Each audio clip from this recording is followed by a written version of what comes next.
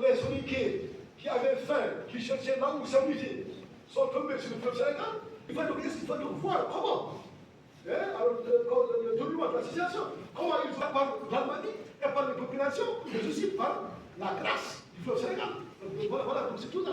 Mais dire que les Soniqués ont été savoir émerger, aussi au niveau du football, c'est bon. Je pense que c'est. Je le comprends, si ça se souligne, je ne sais pas si c'est pas voilà l'histoire. Alors, quoi qu'il en soit, nous pouvons dire que l'Allemagne, n'avait pas été en cours de stratégie. Car en accordant des domaines agricoles aux populations autochtones, on les fixe et on les met au service du pays. C'était ça la politique de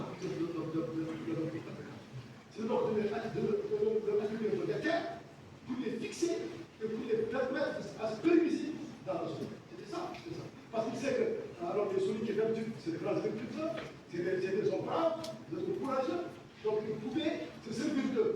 Donc, alors permettre de s'installer à la vallée du fleuve Sénégal, c'était de octroyer des terres. C'est ça qui fait qu'aujourd'hui, nous avons des Soniques qui ont des terres, au niveau de la vallée du Sénégal. On dit que si l'Égypte aussi, on le fout de taureau, est incontestablement le don du fleuve Sénégal. Pourquoi? Parce que l'humain, l'animal et le végétal peuvent y vivre. Car le fleuve, justement, présente une grande potentialité, tant climatique qu'hydrique.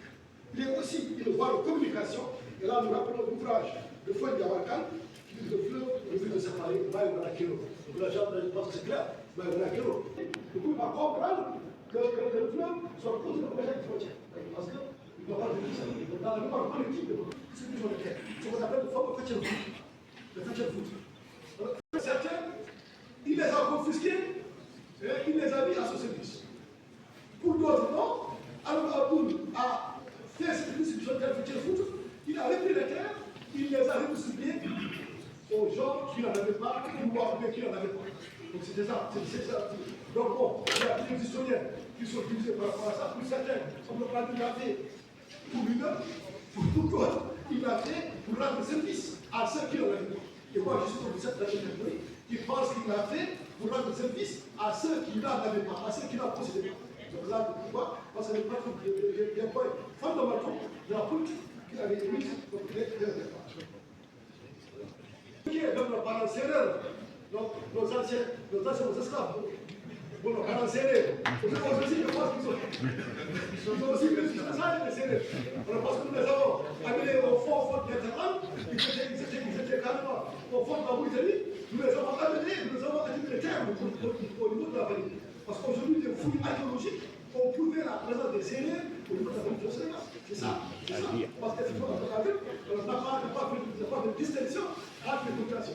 Donc, tout celui qui venait, qui était acquis au sud de la révolution théocratiste, qui pouvait t'accueillir, se faire installer et trouver les moyens pour également cacher. Confiscation des terres de quelques dignitaires. Dignitaires qui en possédaient trop, qui avaient fui le Fouta, qui étaient partis pour se préparer et pour bien attaquer. Donc, ces gens aussi, il a aussi retourné sur le terre. Sur le terre, pourquoi? Il a donné de la population.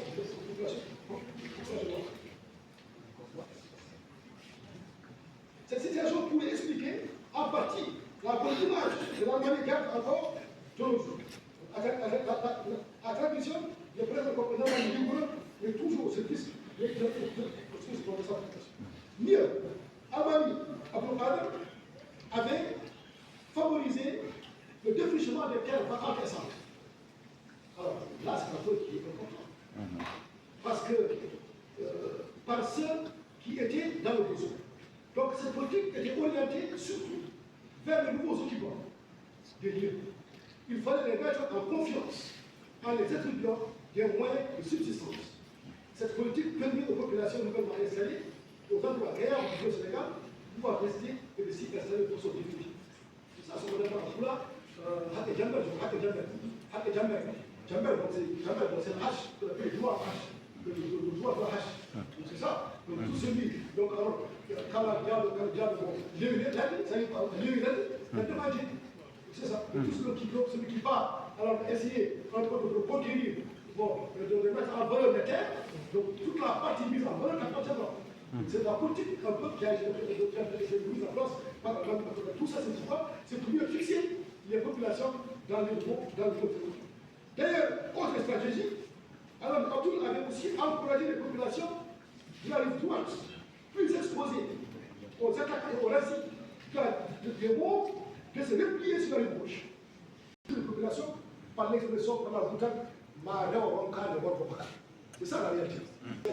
Il dit bon, comme les mots attaquer fréquemment les populations de la rive droite, et pour que ces populations se protègent, il fallait mieux qu'elles traversent le fleuve, qu'elles aillent habiter sur la rive gauche. C'est pourquoi on voit dans l'histoire du Fouta, de plusieurs pays, plusieurs villages te diront, mais dans le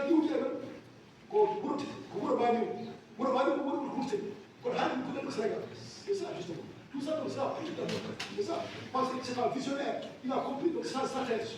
Il sait alors comment ça se fait. C'est pourquoi il a mis cette politique-là au profit des populations.